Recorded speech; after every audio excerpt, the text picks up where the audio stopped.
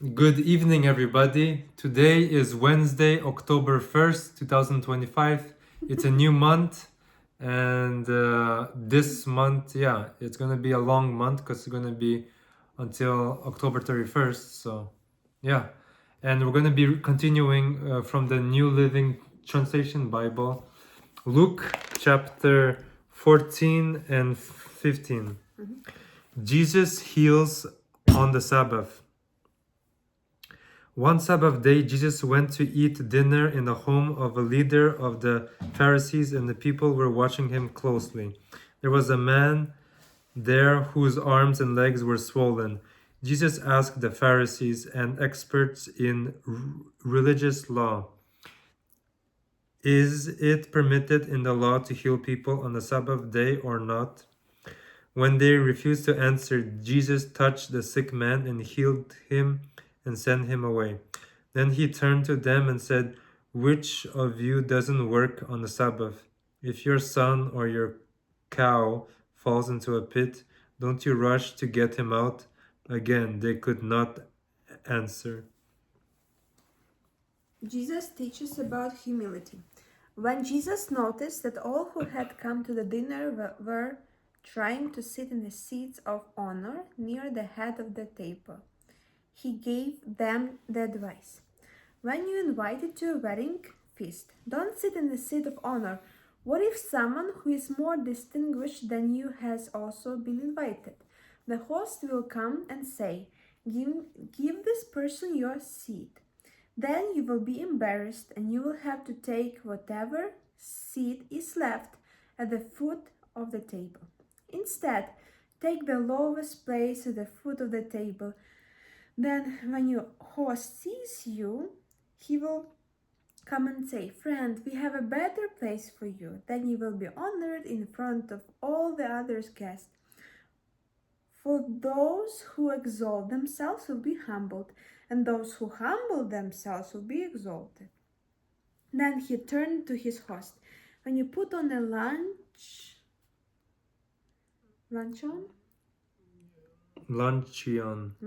or banquet, he said, don't invite your friends, brothers, relatives, and rich neighbors, for they will invite you back, and that will be your only reward. Instead, invite the poor, crippled, lame, blind. Then, at the resurrection of the righteous, God will reward you for inviting those who could not repay you. Parable of the Great Feast. Hearing this, a man sitting at the table with Jesus exclaimed, "What a blessing it will be to attend a banquet in the kingdom of God." Jesus replied with this story. A man prepared a great feast and sent out many invitations. When the banquet was ready, he sent his servants to tell the guests, "Come, the banquet is ready." But they all began making excuses. One said, "I have just bought a field and must inspect it. Please excuse me." Another said, "I have just bought 5 pairs of oxen and I want to try them out. Please excuse me." Another said, "I just got married, so I can't come." The servant returned and told his master what they had said. His master was furious and said, "Go quickly into the streets and alleys of the town and invite the poor, the crippled, the blind, and the lame." After the servant had done this, he reported, "There is still room for more." So his master said, "Go out into the country lanes and behind the hedges and urge anyone you find to come so that the house will be full. For none of those I first invited will get even the smallest taste of my banquet." The cost of being a disciple. A large crowd was following Jesus. He turned around and said to them, "If you want to be my disciple, you must, by comparison, hate everyone else, your father and mother, wife and children, brothers and sisters, yes, even your own life. Otherwise, you cannot be my disciple. And if you do not carry your own cross and follow me, you cannot be my disciple. But don't begin until you count the cost. For who would begin construction of a building without first calculating the cost to see if there is enough money to finish it. Otherwise, you might complete only the foundation before running out of money, and then everyone would laugh at you. They would say, "There is a person who started the building and couldn't afford to finish it." What king would go to war against another king without first sitting down with his counselors to discuss whether his Mhm. army of 10,000 could defeat the 20,000 soldiers marching against him? And if he can't, he will send a declaration to discuss A delegation. a delegation to discuss terms of peace while the enemy is still far away.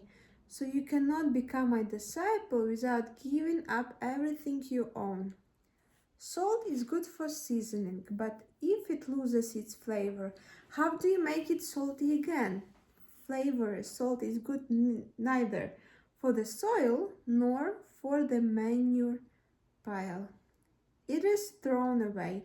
Everyone who has ears to hear should listen and understand. Okay, so we're done with Luke chapter 14. We're going to move on to Luke chapter 15, Parable of the Lost Sheep. Tax collectors and other notorious sinners often came to listen to Jesus teach. This made the Pharisees and teachers of religious law complain that he was associating with such sinful people, even eating with them. So Jesus told them this story. If a man has 100 sheep and one of them gets lost, what will he do? Won't he leave the 99 others in the wilderness and go to search for the one that is lost until he finds it? And when he has found it, he will joyfully carry it home on his shoulders. When he arrives, he will call together his friends and neighbors, saying, "Rejoice with me because I have found my lost sheep."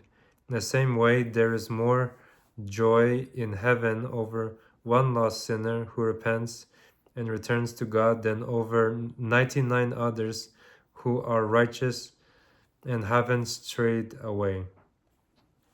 Parable of the lost coin. Or suppose a woman has 10 silver coins and loses one. Won't she light a lamp and sweep the entire house and search carefully until she finds it? And when she finds it, she will call it her friends and neighbors and say, "Rejoice with me because I have found my lost coin." In the same way, there is a joy in the presence of God's angels when even one sinner repents. Okay, so now parable of the lost son. To illustrate the point further, Jesus told them the story. A man had two sons. The younger son told his father, I want my share of your estate now before you die." So his father agreed to divide his wealth between his sons. A few days later, this younger son packed all his belongings and moved to a distant land. And there he wasted all his money in wild living. About the time his money ran out, a great famine swept over the land, and he began to starve. He persuaded a local farmer to hire him, and the man sent him into the fields to feed the pigs.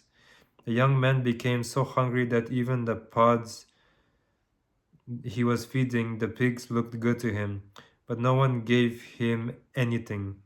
When he finally came to his senses, he said to himself, "At home, even the hired servants have food enough to spare, and here I am dying of hunger.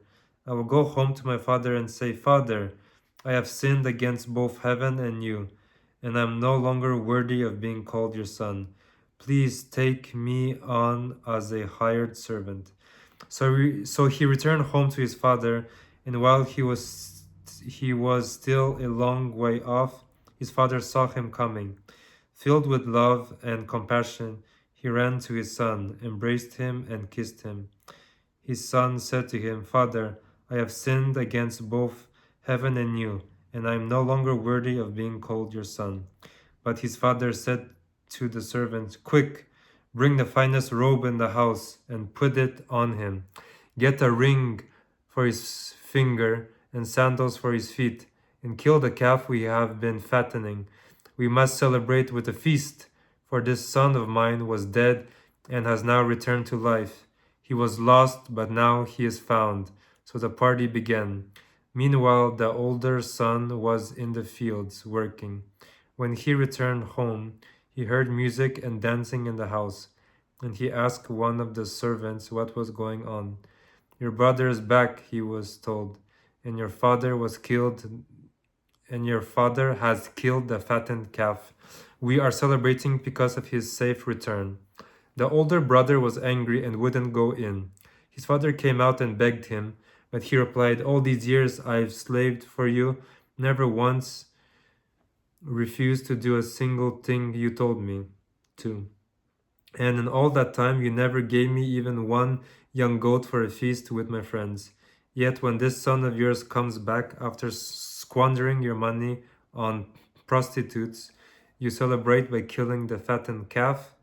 His father said to him, Look, dear son, you have always stayed by me, and everything I have is yours. We had to celebrate this happy day. For your brother was dead and has come back to life. He was lost, but now he is found. So that's all, guys, for Luke chapter 15. So those were two quick chapters, Luke 14 and Luke 15. And I'll see you guys tomorrow and have a great rest of your evening. Bye bye.